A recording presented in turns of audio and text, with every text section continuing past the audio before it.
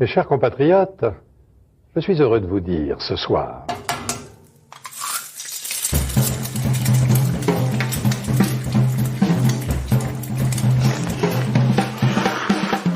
Bonjour et bienvenue dans À Poil, le podcast qui met à nu les chefs.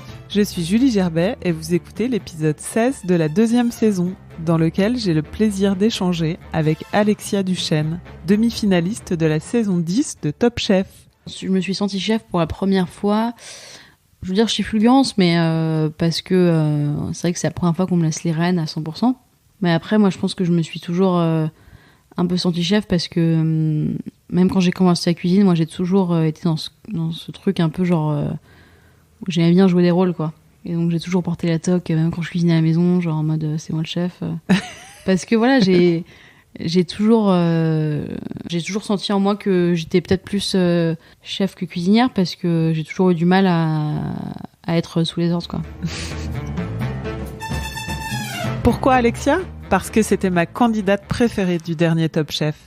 Sa cuisine m'a bluffée, mais aussi sa façon de tracer sa route et d'assumer ses choix qui font du bien.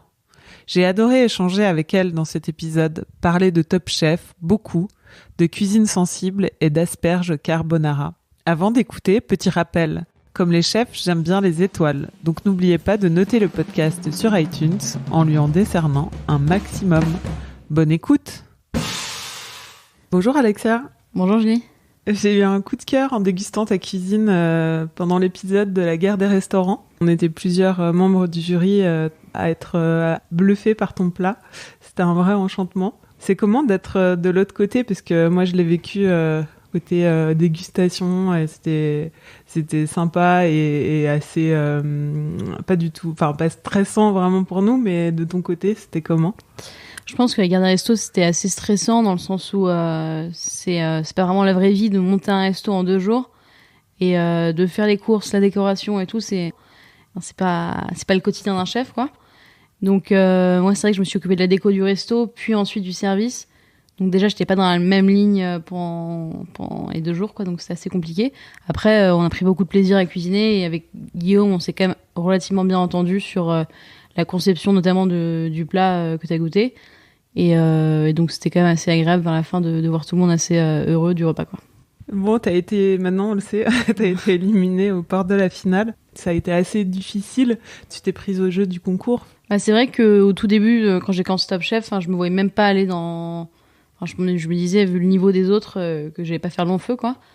Et je pense qu'on se prend au jeu à partir d'un certain moment. Moi, le gros déclic, ça a été quand je me suis coupée et que je suis revenue et que j'ai eu des compliments d'Yannick Aleno.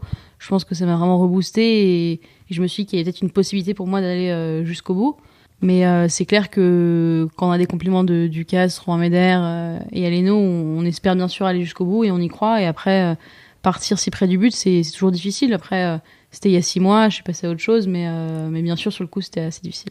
C'est pour moi la grande gagnante, enfin pour moi et pour plusieurs personnes, parce que c'est vrai que c'était celle dont la cuisine m'a le plus emballée à la télé, mais enfin, à la télé un peu en vrai, j'ai eu cette chance.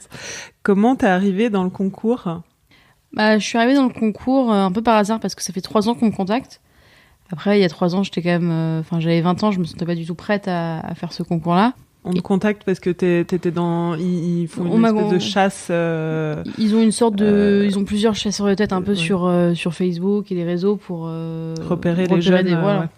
Donc je pense qu'ils m'ont repéré comme ça. Et puis voilà, j'avais refusé 2 années de suite. Et là, je me suis dit, bon... en fait, j'en ai parlé à Giovanni Passerini, donc mon patron et mon chef à l'époque. Et Giovanni, tout de suite, m'a dit, mais fais-le, c'est une super visibilité. Et puis comme ça, tu peux défendre aussi une cuisine qu'on voit jamais à la télé, en fait. C'est vrai que la cuisine, on touche à peine aux produits, on essaye de le laisser s'exprimer. C'est vrai que dans Top Chef, c'est pas vraiment coutume de voir ça.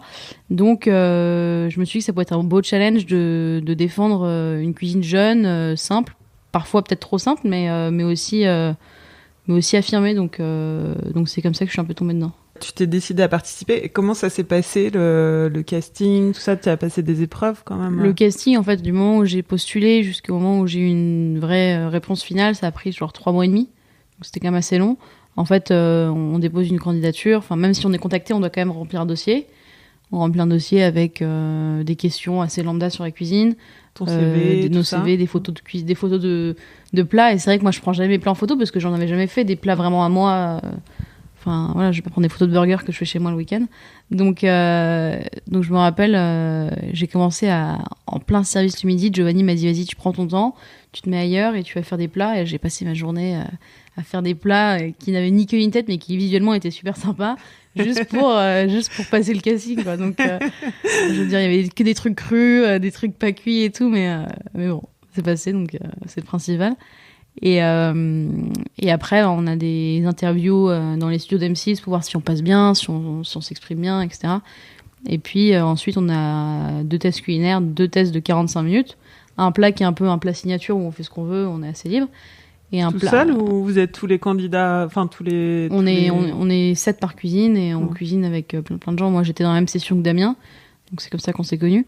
Et après, on a un autre test façon panier secret. 45 minutes pour créer un plat avec un panier secret. Donc le thème c'était l'œuf. Donc c'est vrai que tout le monde avait fait genre des œufs, je sais pas, à basse température, parfait, machin et tout. Et j'étais la seule qui avait fait un faux plat. Parce que moi j'étais vachement inspirée de ce que je mangeais tout le temps chez Moco. Enfin voilà. J'adore l'œuf très simple quoi. Et c'est vrai que ça avait fait parler parce qu'ils étaient en mode tu fais Top Chef et tu fais un faux plat. Et au final c'est passé. Donc voilà. Donc t'as été qualifiée sur le faux plat. J'ai été qualifiée sur le faux plat.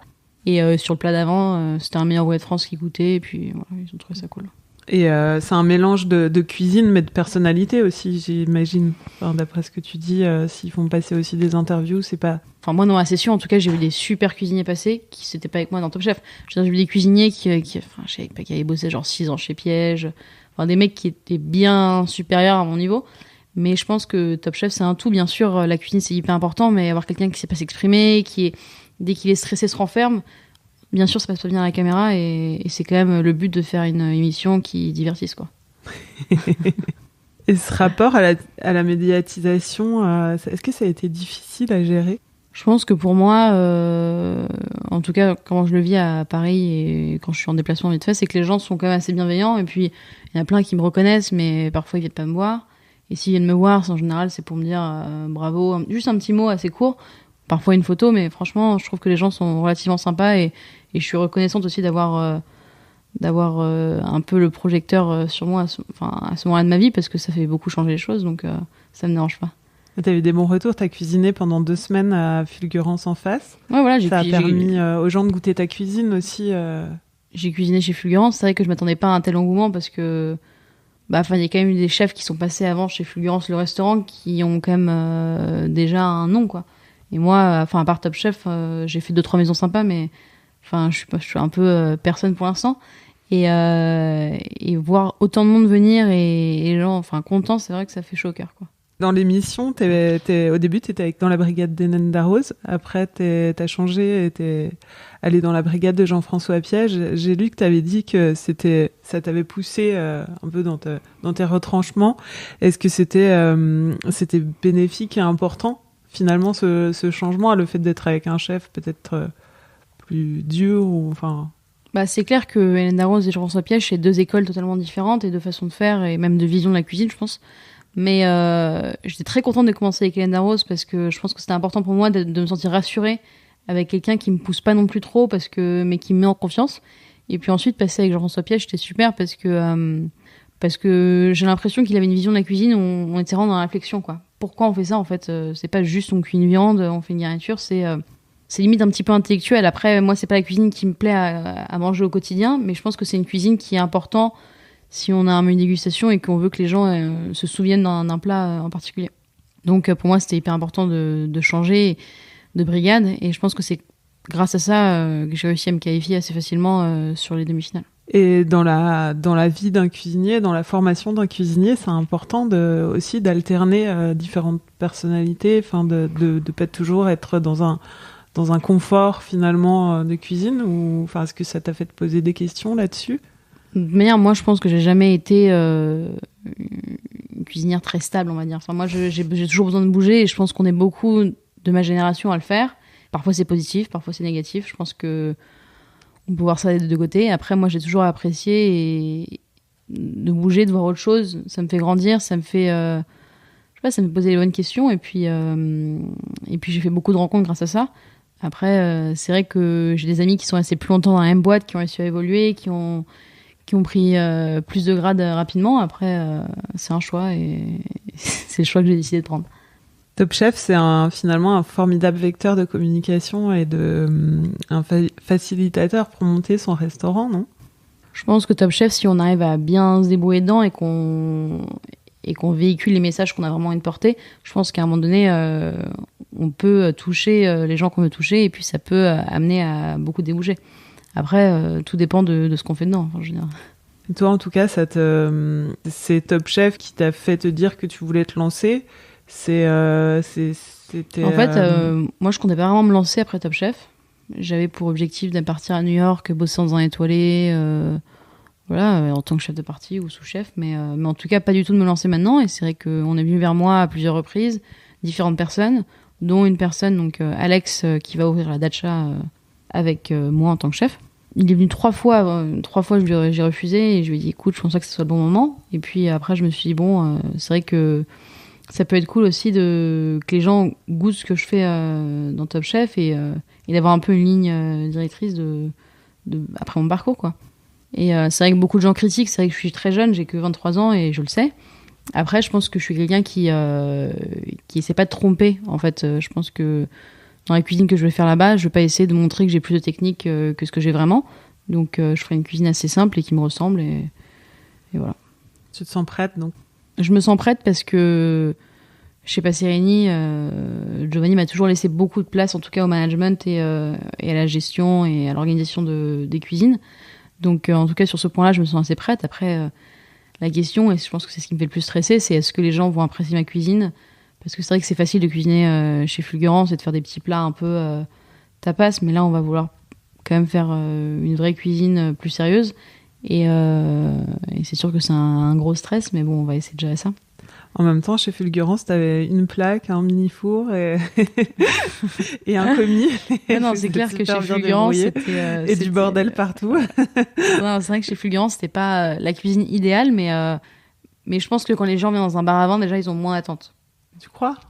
Non, enfin pas moins d'attente au niveau du goût, mais je pense que niveau dressage, précision, machin, voilà, ils sont plus... Parce que je pense que c'est une des premières fois où le grand public pouvait goûter sa cuisine aussi, et il y avait des attentes aussi là-dessus. Je pense qu'aussi, j'ai eu 2-3 échos, mais je pense qu'il y a aussi beaucoup de gens qui avaient trop d'attentes par rapport à ce bar à vin, en fait. Ah bon ?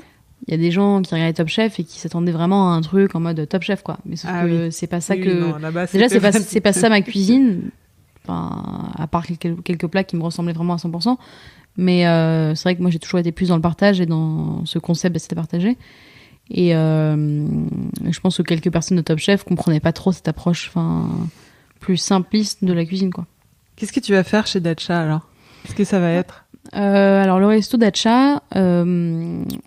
ça va être un lieu un peu spécial dans le sens où on a un restaurant, donc 65 places assises, donc ce qui est assez gros. Rue de Saintonge, c'est ça ? Non, rue des Gravilliers. Ah oui, rue des Gravilliers. Voilà, donc en plein cœur d'art et métier. On va avoir un bar à cocktail en sous-sol, avec une team de mixologistes et tout ça. Et on aura on a une partie club, entre guillemets, qui fait à 2 heures. En fait, c'était juste pour animer un petit peu. Et l'idée, le propriétaire a appelé ça Dacha, parce que c'est un peu l'idée d'avoir une maison, en fait, de reproduire cet effet où on ne sort pas, en fait. On va au resto, on peut aller boire un verre, aller au club après, ou vice versa. Il n'y a pas de place au resto, on va d'abord boire un verre, puis voilà. Et après, en termes de cuisine, donc nous, on ne verra que le soir. On va faire assiette à partager. Moi, c'est un peu la cuisine que j'ai découvert chez Frenchy et qui m'a beaucoup plu quand j'ai travaillé à Londres. Et donc voilà, l'idée, c'est vraiment d'être sur un univers. Hier, j'ai fait la carte avec mon sous-chef. On est vraiment parti sur un univers très végétal et plus marin. Il y a très très peu de viande. Après, c'est pas que je veux pas en mettre parce que je suis pas végétarienne ou quoi que ce soit, mais c'est juste que je me suis rendu compte que c'est la cuisine qui me parlait un petit peu moins. Et donc voilà, après, on essaie de toujours travailler des produits de saison. Moi, je suis pas du tout en circuit hyper court comme fait Florent Aden ou autre, mais en tout cas, des produits qui prennent pas l'avion ou des choses comme ça, quoi. Ça va ouvrir quand ? Ça va ouvrir normalement fin août, début septembre. Et puis nous, on sera en cuisine un mois avant pour faire des vinaigres, la fermentation, des essais. Voilà. Ça va arriver vite. Ouais, c'est clair. Bon, comment t'es arrivée dans la cuisine ? Je suis arrivée dans la cuisine, je viens pas par hasard, parce que pas trop non plus, mais un peu quand même, parce que j'ai suivi un parcours très classique.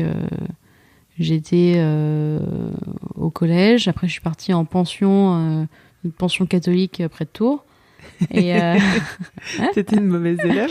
J'étais pas une mauvaise élève, mais j'étais pas. J'avais toujours des très mauvaises fréquentations à cette époque-là. En fait. Et en fait, la pension, ça me saoulait en seconde. Et donc, en fait, toutes mes copines commençaient à partir parce que c'était un peu cool de partir de la pension et tout, et de revenir à Paris. Donc j'ai quitté la pension, j'ai dit à mes parents, je rentre. Sauf qu'aucun lycée en milieu de seconde, enfin, en tout cas, aucun bon lycée a de la place. Et donc, pendant un mois, j'étais déscolarisée. Après, je suis allée dans un lycée hors contrat, enfin, voilà, un calvaire. Et puis après, en fait, il y avait un lycée hôtelier près de chez moi, genre rue de Courcelles. Et je me suis dit, bon, bah, pourquoi pas tester. J'ai toujours aimé la cuisine, j'en ai déjà parlé à mes parents, mais c'est vrai que mes parents étaient un peu contre. Et on s'est dit, bon, on se met en bac techno. Comme ça, au pire, si je veux faire autre chose, le bac techno, c'est assez large. Et en fait, il n'y avait plus de place en bac techno. Donc, ils me disent, tu commences en bac pro. Et si jamais t'es première de ta classe, tu partiras en bac techno l'année d'après. Donc, j'arrive en cours de cuisine, déjà, avec des gens qui en ont rien à faire dans la cuisine. Donc, c'était assez spécial. Et toi, tu découvrais aussi. Moi, je découvrais, donc moi, j'y connaissais rien. J'étais entourée de gens qui n'y connaissaient rien non plus, mais qui n'avaient pas envie d'être là, en fait. Le bac pro, c'est vraiment... Je pense que ça c'est toujours une voie un peu de garage. Ouais. Et c'est triste à dire. Je pense que sur ma classe de bac pro, on est peut-être 5 à faire de la cuisine sur 30, quoi. Alors, je veux dire, c'est pas normal. Et donc, en fait, j'ai fini première de ma classe, en seconde, et on m'a demandé si je voulais partir en bac techno, et au final j'ai refusé et je suis restée en bac pro parce que en fait je me voyais pas faire autre chose. Déjà qu'on avait peu de temps en cuisine, je crois qu'on a que 15 heures par semaine, c'est pas énorme. En bac techno, on a que 6 heures ou 8 heures toutes les 2 semaines, un truc comme ça. Oui, c'était assez peu. Donc c'est assez peu et je me voyais pas en fait arrêter ce rythme-là parce que je commençais vraiment à découvrir des choses. Et donc j'ai refusé, je suis restée en bac pro pendant 3 ans. Puis après, j'ai fait un CAP pâtisserie à Ferrandi. Et j'ai enchaîné en fait sur un BTS qui m'a tellement saoulée. Au bout d'1 mois, j'étais en alternance chez Taïwan, j'étais à Ferrandi. J'avais un peu genre le meilleur CV entre guillemets, de ma classe. Et en fait, ça me correspondait pas du tout. C'était juste, être assis sur une chaise toute la journée en cours, c'était juste inimaginable, quoi. Tu voulais cuisiner, tu voulais être dans la cuisine. Ouais, je voulais absolument cuisiner. Et en fait, j'ai vu Grégory Marchand poster quelque chose sur Facebook comme quoi il cherchait quelqu'un à Londres. J'ai envoyé un message, il m'a dit tu viens à Londres demain. J'ai pris un bus de nuit, je suis partie à Londres et t'as tout plaqué. T'as plaqué Ferrandi, voilà. Taïwan. Voilà, j'ai tout plaqué. Ouais. Et la cuisine, t'aimais ça comment ? Tu cuisinais quand t'étais petite ? Alors, quand j'étais au collège, je faisais jamais mes devoirs. En fait, je faisais jamais mes devoirs et mes parents me donnaient toujours l'argent pour faire les courses. Donc j'achetais genre des filets de bœuf, je faisais genre 15 000 garnitures, des salades, des entrées, des trucs, des desserts. Et t'aimais ça quand même. J'adorais ça en fait et c'était aussi une façon pour moi de dire bah voilà, j'ai pas fait mes devoirs mais j'ai cuisiné donc donc voilà, quoi. Oui, donc t'aimais ça déjà, et à quel moment tu t'es dit que c'était vraiment ton truc ? Je pense que ouais, j'ai toujours aimé ça. Après, même quand j'étais en bac pro cuisine, il y avait toujours cette petite voix dans ma tête qui me disait peut-être que je ferais autre chose. Toujours dans le milieu de la cuisine, mais pas en tant que chef dans la vie, quoi. Donc, je pense que ça a pris beaucoup de temps, et c'est vraiment, je pense, à Londres que j'ai eu le déclic du style, voilà, c'est ça et c'est rien d'autre. C'est vrai que j'ai toujours admiré les chefs, je sais pas, comme Passard, qui disent, moi j'ai toujours su, et je me suis jamais demandé si je voulais faire autre chose. Moi, je pense que j'ai pas eu cette chance-là, dans le sens où, pendant des années, je me suis un peu battue avec moi-même en me disant, est-ce que c'est un bon choix ? Est-ce que tu fais une connerie ? Est-ce que tu veux pas faire autre chose ? Parce que on n'est pas beaucoup de femmes dans ce métier et c'est vrai que c'est un métier qui est complètement, qui est hyper dur, quoi. Ouais, ça manque de modèles féminins aussi. C'est clair que les modèles féminins qu'on a, c'est un peu triste, mais Anne Souypic, elle est fille et petite fille de chef. C'est pas du tout le même univers que moi. J'arrive pas à m'identifier à elle. Hélène Darroze, c'est pareil. Donc je pense que c'est assez compliqué de s'identifier à des femmes qui sont supposées nous représenter et en fait qui correspondent pas à l'actualité des femmes de chef aujourd'hui, quoi. Et c'était qui, je veux dire, les premiers chefs que tu admirais quand tu étais à l'école? Je pense que moi j'ai toujours admiré les chefs, mais plus qu'un chef, j'ai toujours admiré les chefs entrepreneurs. Donc c'est vrai que mes grandes stars quand j'étais jeune, c'était Alain Ducasse et Jean-Georges à New York. Parce que je trouvais ça fascinant la façon dont ils drivaient des équipes de 800 personnes. C'est vrai que ce sont pas les chefs niveau cuisine maintenant qui me font le plus rêver, mais pour moi ce sont des entrepreneurs de dingue, quoi. Et je pense que ça a toujours été quelque chose qui m'attirait, quoi, l'entrepreneuriat. Et dans tes différentes expériences, tu parlais donc Taïwan, Frenchy, Covent Garden. Tu as travaillé au Claridge aussi à Londres. Ouais, j'ai travaillé chez Ferrat dans le restaurant étoilé avec Simon Rogan. Et après, je suis partie à Copenhague. J'ai travaillé avec l'ancien second de Noma, Thorsten, chez Studio. J'ai travaillé un petit peu chez AOC, mais là, j'ai pas trop aimé. Et puis ensuite, j'ai travaillé avec Laura Vidal et Harry Cummins au Paris Soap Pop, à Cannes, puis à Arles. Et puis ensuite, Passirigny. Et quelle expérience t'a le plus marqué? Je pense que l'expérience qui m'a le plus marqué, c'est Taïwan, parce que c'était vraiment mes débuts et que j'ai vu tout ce que je ne voulais jamais refaire. Donc je pense que c'est celle qui m'a plus marqué dans le sens où voilà, ça a été des mois hyper durs et ça façonne en même temps. Voilà, ça façonne et ça permet de savoir ce que tu veux pas, comme tu dis, c'est important aussi. C'est clair. Enfin, je veux dire, moi, parfois je rentrais le soir, je pleurais parce que j'étais en train de me dire, mais j'aime même pas ça. Est-ce que j'aime vraiment la cuisine? Est-ce que c'est ça que j'ai envie de faire? Parce que j'avais pas du tout d'autres modèles à part Taïwan à ce moment-là. Et après, une autre expérience qui m'a vraiment marqué, je pense que c'est Frenchy, parce que c'était une ouverture. Moi, c'était ma première ouverture, j'avais 19 ans. C'était hyper dur. Je me rappelle, pareil, parfois je pleurais en rentrant chez moi, genre à vélo, parce qu'on faisait des journées de 15 heures. Parfois, j'y arrivais pas. J'étais au poste pâtisserie, on m'a mis là toute seule à 19 ans. Certes, j'ai un savais pâtisserie, mais là, on faisait des desserts pour 150 couverts, quoi. Et en plus, Greg est assez exigeant, donc c'est vrai que c'était difficile. Mais en fait, je pense que c'est l'expérience qui m'a le plus forgée, parce que Greg a été un peu dur avec moi vers la fin, et ça m'a énormément aidé. Je pense que sans Frenchy, je serais pas là où j'en suis aujourd'hui. C'est important aussi c'est important, comme on disait tout à l'heure aussi, d'avoir des chefs qui te poussent un peu. Je pense que c'est important d'avoir des chefs exigeants, parce que et qui nous poussent, parce que on peut très vite rentrer dans un confort, une routine. Et moi, je pense que vers la fin, chez Passirigny, j'étais trop rentrée dans une routine, et je pense que Joe l'a ressenti, je l'ai ressenti, et à un moment donné, il faut passer à autre chose quand on rentre dans ça. Ouais. Mais bon, c'est difficile, c'est un difficile arbitrage. Tu disais, tu pleures en rentrant. Ouais. Ouais, non, mais c'est clair, en fait. Je pense que aussi, ce qui était très difficile pour moi, et pourquoi je pleurais, je me sentais triste, c'était aussi que toutes mes copines de pension, voilà, elles faisaient la fête, elles étaient jeunes étudiantes, machin, et moi, j'étais tout le temps au travail, quoi.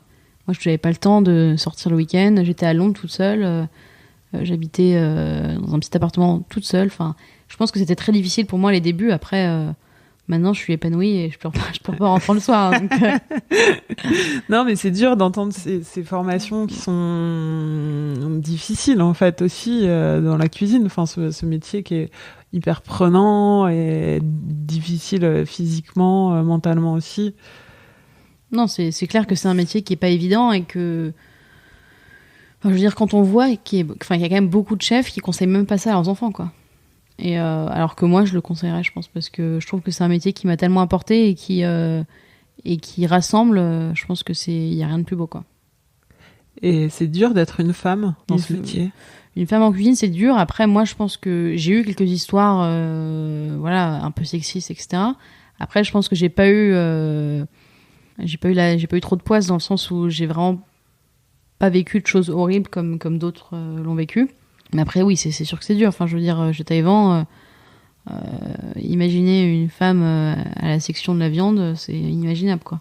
Je veux dire, pourquoi parce que les femmes peuvent pas tenir de casserole, les femmes peuvent pas faire de jus. C'est ce qu'ils pensent. C'est hyper sexiste. Et puis en plus, ce qui est... Genre, si t'es une femme, t'accéderas jamais au poste important là-bas. Enfin, moi, j'ai vu définition. qu'une seule femme chez Taïwan faire le poisson, et elle était restée 4 ans, un truc comme ça. Enfin, je veux dire, si on reste pas minimum 2-3 ans, on peut pas faire autre chose que le garde-manger, quoi. Mais bon, après... C'est tellement d'un autre temps. Ouais, non, voilà, c'est tellement d'un autre temps, et je pense que, de manière, ils sont tous en train de se casser la gueule les uns après les autres. Plus personne veut bosser dans ce genre de restaurant. Ouais. Ouais, t'es arrivée chez Passerini, t'as commencé seconde là-bas ? Alors, je suis arrivée chez Passerini en tant que chef de partie, parce que Harry, donc, avec qui j'ai travaillé à Arles, c'est lui qui m'a un peu conseillé. Je lui ai demandé des conseils sur quelle était ma prochaine...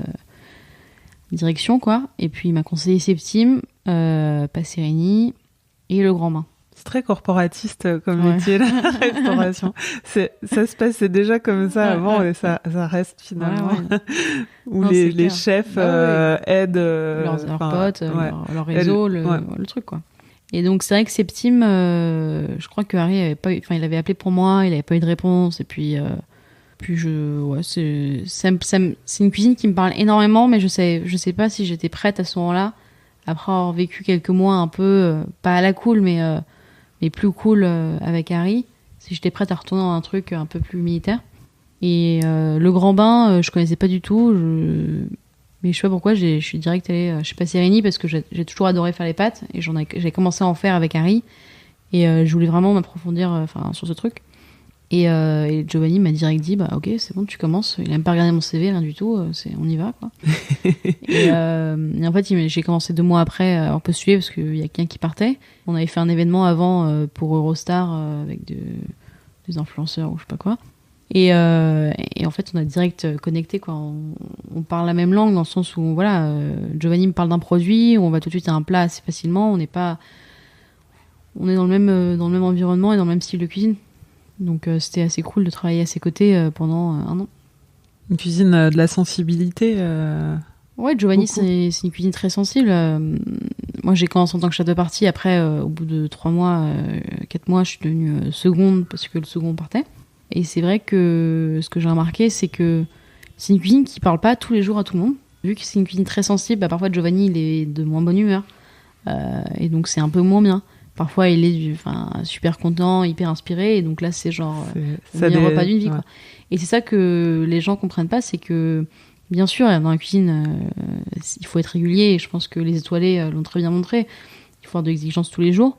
Mais je pense qu'il y a aussi des cuisiniers où c'est assez limite rafraîchissant d'aller là-bas, parce qu'on ne sait pas à quelle sauce on va être mangé. Et même si moi, je vais dans un resto où c'est moins bon, par exemple, je vais chez Moconuts, c'est moins bon une fois, bah, je vais quand même me dire c'était un super repas parce que je sais que voilà, je connais leur vie, je sais que voilà, ils ont mis leur cœur. Voilà, ils ont mis leur cœur. Après voilà, parfois ils sont dépassés, il y a trop de monde, il y a un problème avec le four, j'en sais rien. Nous on sait pas ce qu'il y a derrière, mais en tout cas, moi j'apprécie aller dans des restaurants qui sont parfois un peu irréguliers parce que je pense que il faut laisser la chance aux gens de prendre leur temps et de faire les choses bien, quoi. Toi aussi, t'es comme ça, t'es une cuisinière sensible. Je pense que je suis une cuisinière sensible, oui. Après, je pense que chez Frenchy, j'ai appris aussi ce côté, hyper... Moins sensible. Non, c'est pas que c'est moins sensible, mais c'est que Greg a ce côté très anglo-saxon et américain dans le sens où il est vachement dans la précision, tout est pesé. Chez Giovanni, il n'y avait pas une recette, quoi. Je veux dire, chaque semaine, j'étais bon, on fait comment ça ? Je sais pas, tu prends un peu de ça, tu prends un peu ça. Enfin, chez Greg, c'est inimaginable ce genre de choses. Donc je pense que c'est bien d'avoir vu les deux parce que la cuisine sensible c'est bien, mais c'est très difficile et très éprouvant au quotidien dans le sens où si on n'a pas une équipe qui est sensible aussi, c'est extrêmement compliqué de driver, quoi. Et je pense qu'on s'en est rendu compte avec Giovanni, c'est que parfois nous on parle le même langage, mais les autres parlaient pas le même langage que nous et c'était juste très difficile à gérer. Et toi, tu pèses ou tu pèses pas alors ? Moi, je pèse et je pèse pas. Vraiment, j'ai un peu des deux, quoi. Mais c'est vrai que là, pour l'ouverture du resto, je suis en train de tout écrire En fait, j'écris toutes mes sauces et mes condiments de base. Et après, voilà, je vais pas dire il faut cuire 3 minutes une asperge parce qu'on sait pas la taille de l'asperge. Enfin, ça, c'est vraiment une question de toucher et de feeling. Après, je pense que c'est hyper important aussi de peser et que ce soit toujours régulier parce que à un moment donné, on sait pas qui cuisine derrière. Ça peut être un stagiaire, ça peut être un sous-chef, donc voilà. Tu prends le meilleur des deux. Voilà, faut prendre le meilleur des deux. Justement, c'est cette cuisine sensible, moins technique, c'est ce que tu voulais faire passer dans Top Chef. C'est pour ça, ce que tu disais, c'est pour ça que tu as fait l'émission. Et...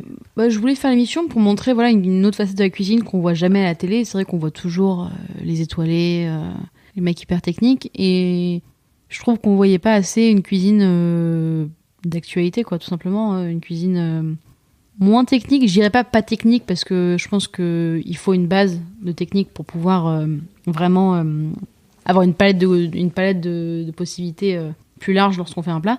Après, bien sûr, je voulais plus prôner la sensibilité et le respect du produit que la technique dans mes assiettes. Ouais.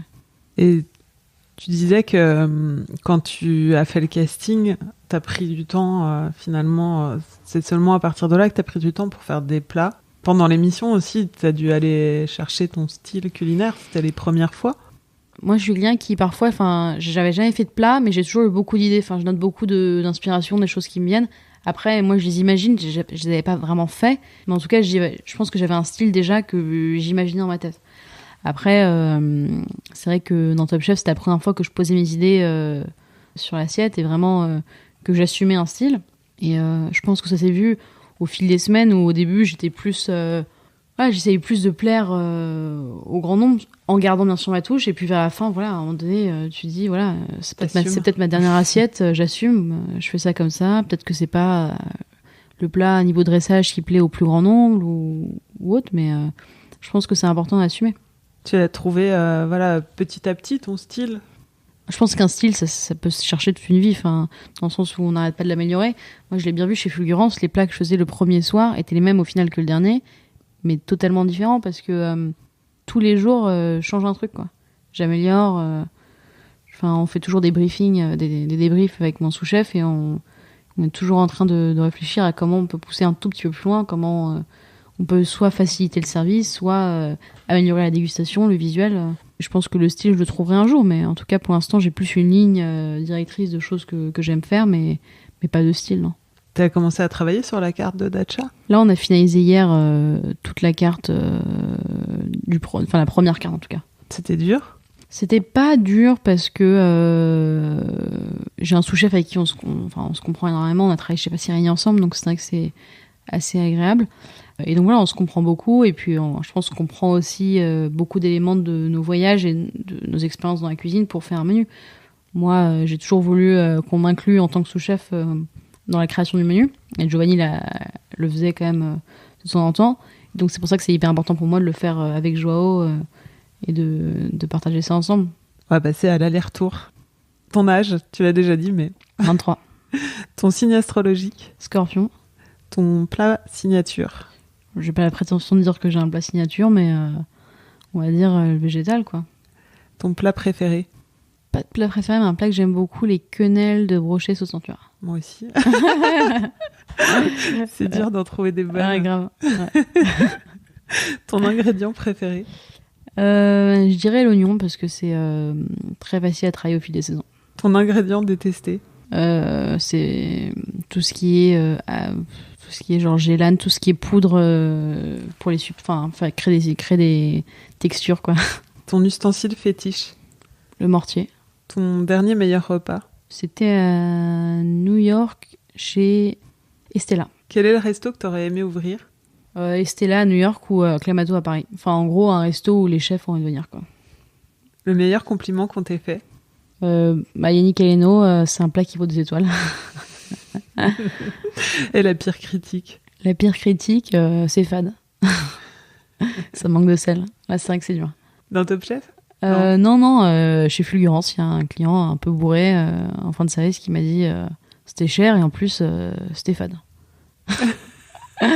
Mais bon, c'est la vie, je pense qu'on peut pas toujours plaire à tout le monde et j'essaie de prendre du recul et voilà, quoi. Surtout un client un peu bourré en fin de soirée. Ça aide à prendre du recul. Ouais. Bon, qu'est-ce que représente la cuisine pour toi? La cuisine, ça représente le partage et le partage. Qu'est-ce qui guide ton ton envie de cuisiner, de faire les assiettes, Bah moi c'est le voyage, enfin je suis hyper curieuse, moi j'ai envie de partir ailleurs pour créer des assiettes que les gens ne voient pas partout quoi. Et tu crées facilement? Je crée facilement, enfin j'ai toujours, enfin toute la journée j'ai beaucoup d'idées que j'écris, après est-ce qu'elles sont toutes bonnes, j'en sais rien, mais en tout cas je crée des assiettes plutôt facilement. Tu écris sur ton téléphone, sur Internet? J'écris sur mon téléphone, je prends des notes vocales, j'écris un peu partout. Ouais. Et quel est le plat dont tu es le plus fier? Le plat dont je suis le plus fière, c'est quelque chose qui m'a vraiment rendu fière, c'est quand j'ai réussi à faire les pâtes chez Passerini et que Giovanni m'a dit que je les faisais aussi bien qu'un Italien, donc c'est quand même cool. Après j'étais très fière de faire le plat avec Yannick Aleno dans Top Chef en l'occurrence, parce que c'est un plat vraiment qui venait du cœur, je pense, pour ce coup-ci, et qui a vraiment touché Yannick Aleno, donc c'était cool. Est-ce qu'il y a des choses que tu t'es déjà interdit en cuisine? Je m'interdis les fruits exotiques, tout ce qui arrive par avion, tout ça c'est interdit. Genre banane aussi ouais, ça. non, j'essaie de passer sur des choses... Là, par exemple, pour la carte du restaurant, on fait des trucs assez végétal niveau dessert, et je pense que, voilà, les fruits exotiques, et même j'ai dit dans Top Chef, je trouve ça assez honteux, même si j'adore cette émission et que j'ai adoré la faire, qu'on fasse des épreuves sur l'avocat et des épreuves sur les fruits exotiques, quoi. Enfin, je veux dire, c'est pas normal, parce que c'est pas parce qu'on est 15 cuisiniers à le faire que ça va changer quoi que ce soit, mais en fait, c'est toutes les personnes qui regardent Top Chef qui vont vouloir le reproduire, quoi. Et oui, c'est juste, ce sera une belle visibilité pour justement cette cause. Ouais, voilà. Quand est-ce que tu t'es sentie chef pour la première fois? Alors, je me suis sentie chef pour la première fois, je veux dire chez Fulgurance, mais parce que c'est vrai que c'est la première fois qu'on me laisse les rênes à 100%. Mais après, moi, je pense que je me suis toujours un peu sentie chef parce que même quand j'ai commencé la cuisine, moi, j'ai toujours été dans ce truc un peu genre... où j'aimais bien jouer des rôles, quoi. Et donc, j'ai toujours porté la toque, même quand je cuisinais à la maison, genre en mode c'est moi le chef. Parce que voilà, j'ai toujours senti en moi que j'étais peut-être plus chef que cuisinière, parce que j'ai toujours eu du mal à être sous les ordres, quoi. C'est est-ce que c'est un truc, ouais, comme tu dis, c'est un truc assez inné finalement chez toi? Bah moi, par exemple, je me rends compte que, enfin, je suis une bien meilleure chef que cuisinière, dans le sens où je drive vachement facilement les équipes. Là, avec mon sous-chef, hier, on a fait un point, genre, on était en mode... voilà. Moi, je parlais et lui, il prenait toutes les notes. Enfin, je veux dire, lui, c'est un super exécutant et il le sait, et il adore faire ça, en fait. Vous avez trouvé votre place, ouais, voilà, tous les deux. Et lui, il a quand même 10 ans de plus que moi, et pourtant, il n'y a pas de problème là-dessus, quoi. Et quel genre de chef es-tu? Je suis une chef assez posée, parfois en manque de confiance, parce que c'est clair que je manque d'expérience. Donc, parfois, ça peut se ressentir que je suis pas certaine d'un truc, quoi que ce soit. Mais voilà, j'essaie de jamais hausser le ton, ça m'arrive, mais c'est rare. Mais voilà, je pense que je suis quelqu'un de posé et chef moderne, quoi. Et quand tu te présentes comment aux gens qui te connaissent pas? Bon, maintenant beaucoup de gens te connaissent, mais... Ouais, maintenant c'est Alexia Duchesne. Même pas Alexia Duchesne, c'est Alexia de Top Chef. Enfin, je pense que c'est compliqué, parce qu'avant, moi, je me présentais en tant que sous-chef de Giovanni, mais... tu disais pas cuisinière ou... Non, parce que moi, j'ai toujours été... Enfin, je voulais jamais dire cuisinière, parce que les gens, vu mon âge et vu que je suis une femme, pensaient toujours voilà, que j'étais sûrement une commis ou un truc comme ça. Et moi, j'ai toujours voulu m'affirmer. Et donc, c'est vrai que dès que je me présentais, je suis sous-chef de Passerini. Et donc, les gens, tout de suite, ça faisait effet et me prenaient au sérieux. Et je pense que ça a toujours été un peu une petite bataille pour moi d'être prise au sérieux. Ouais. Le fait d'être une femme ou pas du tout? D'être une femme, de faire 1m60, d'être blonde. Enfin, voilà, il y a beaucoup de choses qui font que c'est compliqué d'être prise au sérieux. Mais après, je pense que maintenant, ça commence à arriver. Mais voilà, c'est pas que j'étais prétentieuse de dire de me présenter en tant que sous-chef, mais c'est juste que... Je pense que c'était un moyen pour moi de me rassurer et de me faire entendre. Et l'ambition, t'as l'impression que c'est mal vu dans le... J'ai l'impression que l'ambition, c'est assez mal vu dans le milieu, et encore plus en France, parce que... Enfin, par rapport en tout cas à l'Angleterre ou aux États-Unis, où on voit des chefs qui ont 15 ans et qui cuisinent chez eux et qui facturent 300 € par personne. C'est vrai qu'en France, c'est un peu inimaginable. Mais après, moi, j'ai toujours assumé ce côté très entrepreneur... et très business-minded, quoi. Mais après, je sais pas si je vais rester en France. Je pense qu'il y a moyen que j'aille aux États-Unis ou en Angleterre dans le futur. Et je pense que j'aurai peut-être plus ma place là-bas. C'est vrai que il y a eu des critiques un peu sur ton côté ambitieux. C'est pas du tout. Enfin, je le dis de façon très neutre, mais c'est vrai qu'on voit que c'est reproché, alors qu'en fait, je pense aussi. Chacun fait.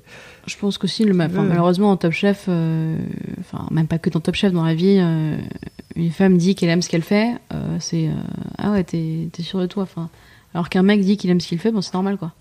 Et j'ai trouvé ça assez dingue parce que dans Top Chef, j'avais toujours eu beaucoup de compliments au début, et puis plus on avance, plus les gens en fait se disent, en fait, Alexia, elle est sûre d'elle. Bah, bien sûr que je fais des trucs que j'aime, quoi. Je vais pas commencer à faire des trucs qui me plaisent pas, et c'est normal que je le dise. Après, que ça plaise ou non, moi, d'un côté, je m'en fous un peu, quoi.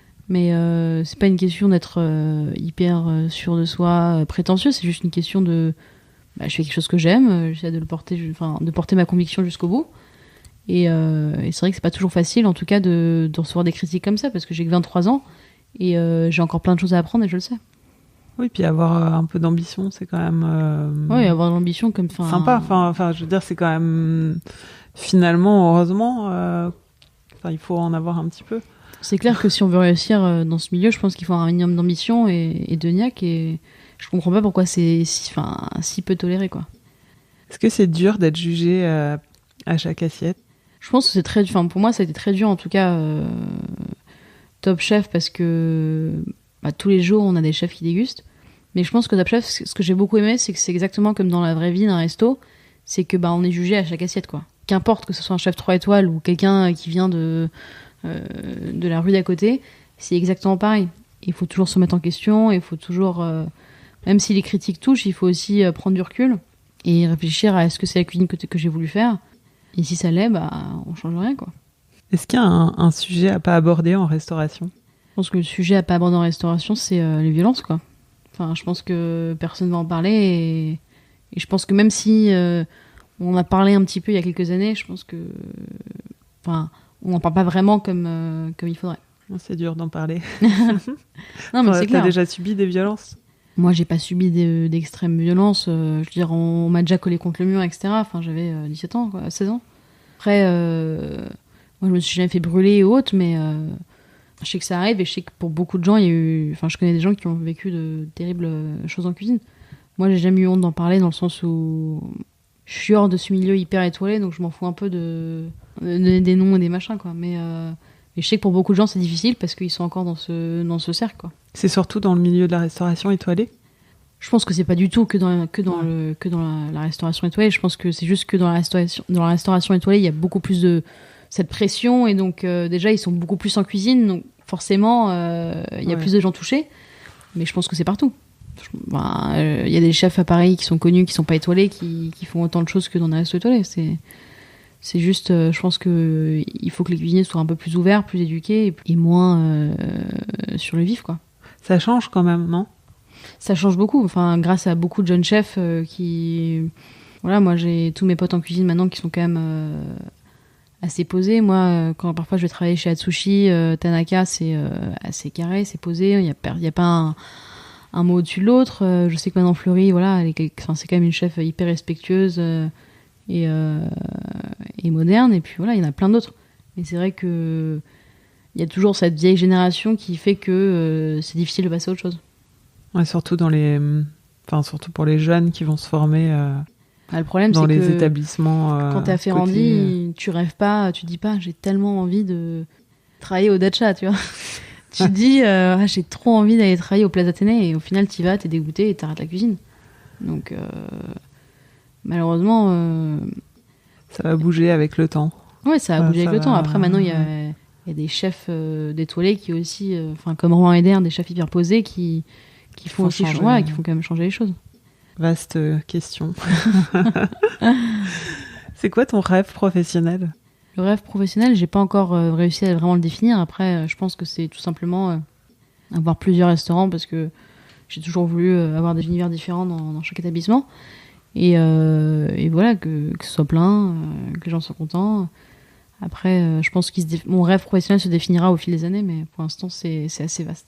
Et la cuisine gastronomique, tu as tiré un trait dessus ou pas du tout? J'ai pas tiré un trait sur la cuisine gastronomique parce que je sais pas. Enfin, pour moi, là, je fais une cuisine dite bistronomique, si on veut l'appeler ça comme ça. Mais je pense que la cuisine gastronomique, c'est juste mettre autant d'émotions que tu mets en bistronomique, mais juste un peu plus poussé, un peu mieux dressé et avec un cadre plus sympa. Je pense qu'on peut avoir autant d'émotions, par exemple, chez Frenchy qu'à la Grenouillère. Je pense que c'est juste qu'il faut mettre les choses en contexte. Et donc peut-être un jour, j'ouvrirai un resto gastro. Après, pour l'instant, c'est pas dans ma ligne de conduite, mais on verra. C'est la fin. J'ai pour habitude de demander une recette super simple à faire à la maison. Qu'est-ce que tu nous recommandes? En recette super simple, moi je dirais les asperges carbonara que j'ai fait chez Fulgurance parce que c'est hyper simple, c'est pas très cher et voilà, tout le monde peut le faire, quoi. Comment tu fais? On prend des asperges blanches qu'on blanchit, ça dépend du calibre, mais une moyenne de 3 minutes dans une eau bouillante salée. Ensuite, on les met de côté, on les coupe en taille un peu de gnocchi en biais. Et en fait, on vient faire une liaison au bain-marie, au jaune d'œuf, beurre noisette, un peu de jus de citron. Ensuite, on vient râper du pecorino sur le dessus, poivre. Et après, on peut garnir avec de l'ail des ours, des herbes telles feuilles de moutarde ou autres. Et voilà, quoi, ça fait une entrée sympa, un peu différente, quoi. J'ai goûté, c'est super bon. Merci Alexia. Merci à toi. Vous venez d'écouter l'épisode 16 de la saison 2 avec Alexia Duchesne. Encore un peu de patience avant de goûter ce qu'elle a dans la poêle, puisque son restaurant Dacha ouvrira fin août, début septembre. Dans cet épisode, Alexia fait référence à d'autres chefs interviewés dans ce podcast que je vous invite également à écouter. Omar Emoko de Moconuts, Manon Fleury du Mermoz et Greg Marchand du Frenchy. Vous pouvez les écouter sur votre appli podcast préféré ou sur le site apoil-lepodcast.com. Cet épisode a été réalisé par Laurie Martinez. Musique par Santiago Walsh. N'oubliez pas de noter le podcast avec un maximum d'étoiles sur iTunes. On se retrouve dans 2 semaines pour un nouvel épisode d'Apoil.